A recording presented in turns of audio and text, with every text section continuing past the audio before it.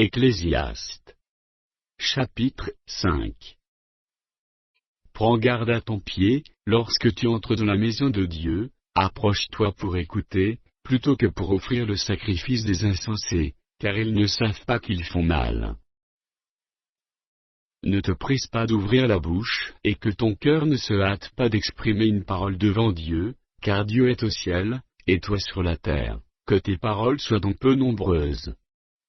Car, si les songes naissent de la multitude des occupations, la voix de l'insensé se fait entendre dans la multitude des paroles. Lorsque tu as fait un vœu à Dieu, ne tarde pas à l'accomplir, car il n'aime pas les insensés. Accomplis le vœu que tu as fait. Mieux vaut pour toi ne point faire de vœu, que d'en faire un et de ne pas l'accomplir. Ne permets pas à ta bouche de faire pécher ta chair, et ne dis pas en présence de l'envoyé, que c'est une inadvertance.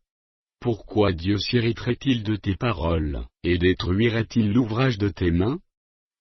Car, s'il y a des vanités dans la multitude des songes, il y en a aussi dans beaucoup de paroles, c'est pourquoi, crains Dieu. Si tu vois dans une province le pauvre opprimé, et la violation du droit et de la justice, ne t'en étonne point, car un homme élevé est placé, sous la surveillance d'un autre plus élevé, et au-dessus d'eux il en est, de plus élevé encore. Un avantage pour le pays à tous égards, c'est un roi honoré du pays. Celui qui aime l'argent, n'est pas rassasié par l'argent, et celui qui aime les richesses n'en profite pas. C'est encore là une vanité. Quand le bien abonde, ce qui le mange abonde, et quel avantage en revient-il à son possesseur, sinon qu'il le voit de ses yeux? Le sommeil du travailleur est doux, qu'il ait peu ou beaucoup à manger, mais le rassasiement du riche ne le laisse pas dormir. Il est un mal grave que j'ai vu sous le soleil, des richesses conservées, pour son malheur, par celui qui les possède. Ces richesses se perdent par quelque événement fâcheux, il a engendré un fils, et il ne reste rien entre ses mains.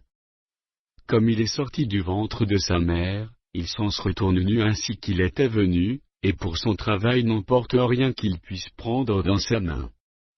C'est encore là un mal grave. Il s'en va comme il était venu, et quel avantage lui revient-il, d'avoir travaillé pour du vent?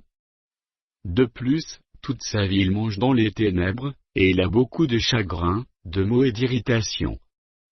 Voici ce que j'ai vu, c'est pour l'homme une chose bonne, et belle de manger et de boire, et de jouir du bien-être au milieu de tout le travail, qu'il fait sous le soleil, pendant le nombre des jours de vie, que Dieu lui a donné, car c'est là sa part.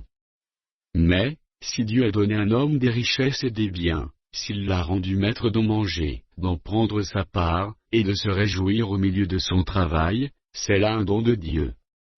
Car il ne se souviendra pas beaucoup des jours de sa vie, parce que Dieu répand la joie dans son cœur.